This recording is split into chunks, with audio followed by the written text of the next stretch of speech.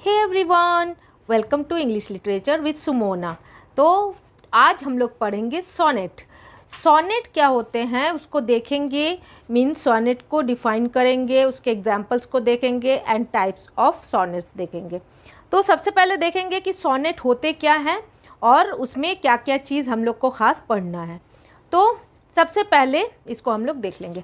A sonnet is a lyrical poem consisting of a single stanza of 14 line poem with a fixed rhyme scheme. Sonnet जो होते हैं ना वो उन्हें lyrical poem कहा जाता है और वो एक सिंगल स्टैंजा में ही होते हैं और 14 लाइन के होते हैं जिसके फिक्स्ड राइम स्कीम होते हैं। Often sonnet use iambic pentameter, अक्सर सोनेट में आयम्बिक पेंटामीटर यूज़ किए जाते हैं।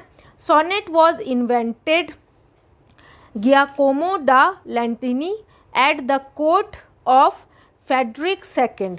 फेडरिक सेकेंड जब एम्पायर थे तो उस समय इनका जो इन्वेंशन किया गया था उसी समय इनका सोनेट का इन्वेंशन किया गया था। Sonnet came from Italian word sonetto which means little song. Sonnet Italian word से बना है जिसका मीनिंग होता है बिल्कुल छोटा सा सॉन्ग, छोटा सा गीत। Okay, clear? A sonnet can be about any subject though they are often about love और नेचर।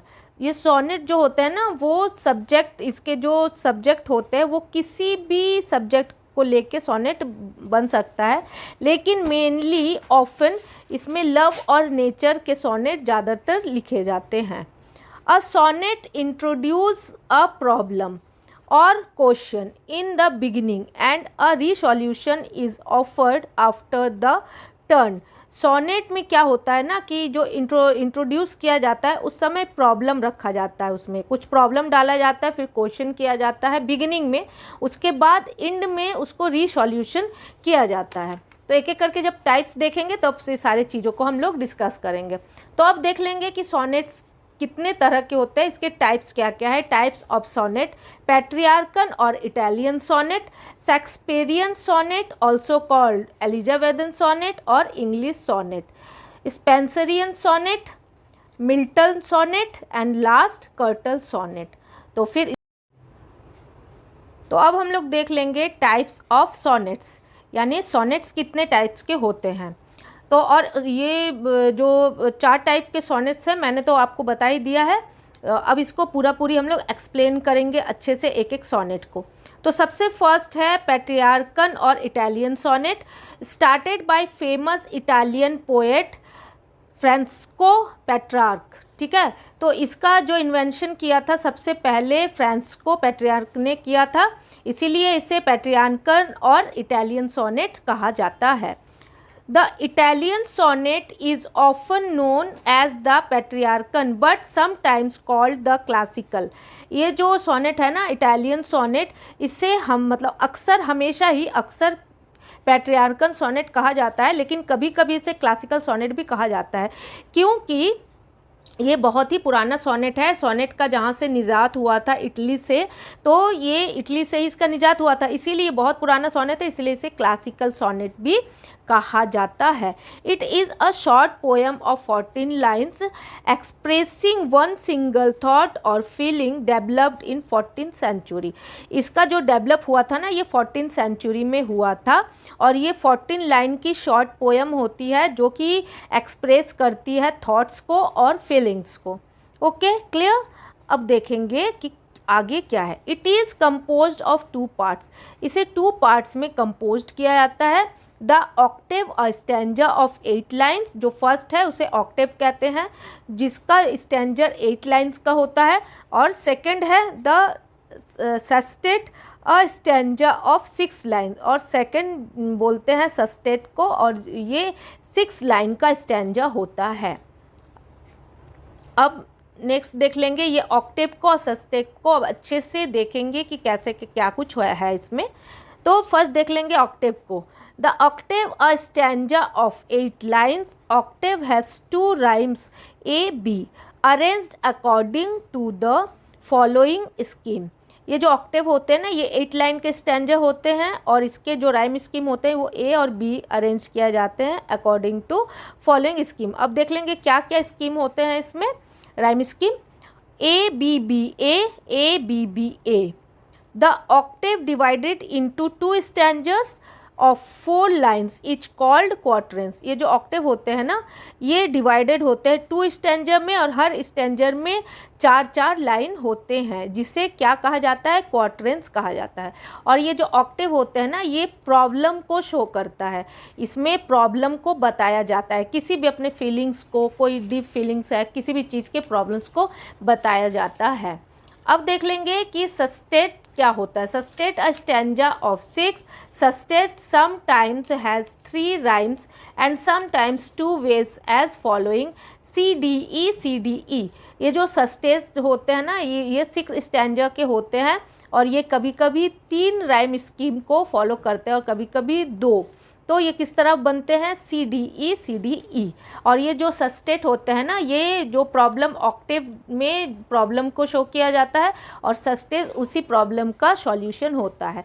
और अब मतलब इसके बाद क्या होता है, add volta in the 9th line. और 9th लाइन में वोल्टा को ऐड किया जाता है। That means the poem moves problem to solution. इसका मतलब जो पोएम है ना, वो प्रॉब्लम से सॉल्यूशन की ओर मूव कर रहा है।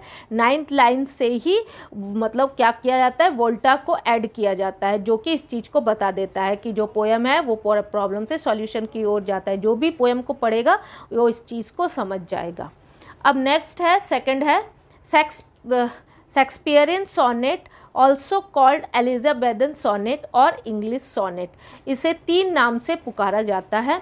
अब देख लेंगे क्या है इस सोनेट में। The sonnet was introduce into England in the first half of the 16th century by sir Thomas Wyatt and Henry Howard earl of Surrey, 2 English politicians who wrote verses in this form for pleasure।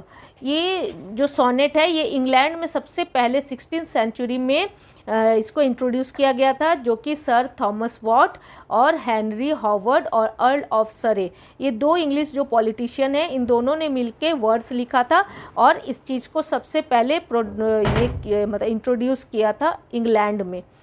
This sonnets have 14 divided into 4 सब groups. ये जो sonnet होते हैं ना, 14 lines की होती है ये सोनेट और ये डिवाइडेड होती है 4 सब ग्रुप्स में। 3 क्वार्टरन्स होते हैं और एक कपलेट होता है। Each lines is 10 syllables in iambic pentameter. हर एक लाइन में 10 सिलेबस होते हैं जो कि आयम्बिक पेंटामीटर को फॉलो करते हैं। Shakespearean sonnet rhyme scheme is ABAB CD EFEFGG। Shakespearean sonnet के ये है राइम स्कीम और ये बहुत ही फेमस सोनेट होते थे एलिजाबेथन एज में और इसको बहुत ज़्यादा यूज़ किया जाता था। अब नेक्स्ट देख लेंगे। नेक्स्ट है Spenserian sonnet. Spenser had evolved a new variety in which each of the quatrain was linked to the other by an intermixture of the rhyme in the following manner। It's जो Spenserian sonnet है ना, ये evolved होते हैं variety of क्वार्टरन्स, मतलब उसमें variety होते हैं क्वार्टरन्स के जो कि इंटरमिक्सचर होते हैं और उसके राइम स्कीम के जो मैनर होते हैं वो होते हैं ABAB BCBC CDCDEE। The second rhyme of the first quatrain introduce as the first rhyme. जो सेकंड राइम होते हैं ना वो फर्स्ट क्वार्टरन को इंट्रोड्यूस करते हैं और जो फर्स्ट राइम होते हैं वो सेकंड को इंट्रोड्यूस करते हैं। And the second rhyme of the second quatrain को, और जो सेकंड राइम होते हैं ना वो सेकंड क्वार्टरन को इंट्रोड्यूस करते हैं। The first rhyme of the third the couplet. जो फर्स्ट लाइन होते हैं वो थर्ड को और फिर कपलेट्स होते हैं। Okay, clear. अब नेक्स्ट है मिल्टॉनिक सोनेट। तो Miltonic sonnet revived the Italian form. For instance there is no division between the octave and the sestet in his famous sonnet on his blindness. जो Milton है ना, ये revive करते हैं Italian form को, और इनके जो सोनेट होते हैं वो दो में डिवीज़न बिटवीन द दो जो ये होते हैं ना, इसमें ऑक्टेव और सस्टेन इसमें डिवाइड नहीं होते। और इनके जो फेमस सोनेट है मिल्टॉनिक के, वो ऑन हिज ब्लाइंडनेस के ऊपर है। Miltonic sonnet use the same rhyme scheme. Miltonic sonnet के जो राइम स्कीम है वो सेम है। क्या क्या है देख लेते हैं। A B B A B B A C D E. Okay.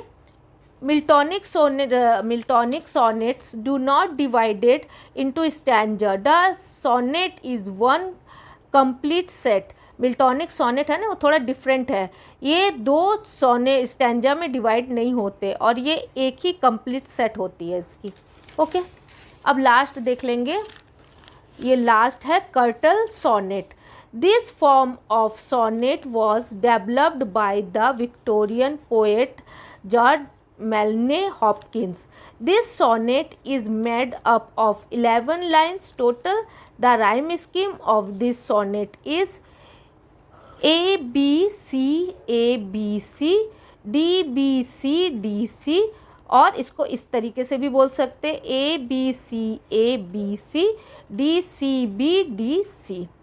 तो अब इसको देख लेंगे क्या है। This form of sonnet was develop. इस तरह के जो सोनेट है ना, ये विक्टोरियन पोएट है ना जॉर्ज मैनले हॉपकिंस के द्वारा ये इन्वेंशन किया गया था, और ये 11 लाइंस के टोटल होते हैं, और इसके राइम स्कीम मैंने डिस्कस कर दिया ऑलरेडी। तो आज के लिए इतना ही। अगर वीडियो अच्छी लगती है तो लाइक शेयर सब्सक्राइब जरूर करें। Thank you for watching. Bye and take care of yourself.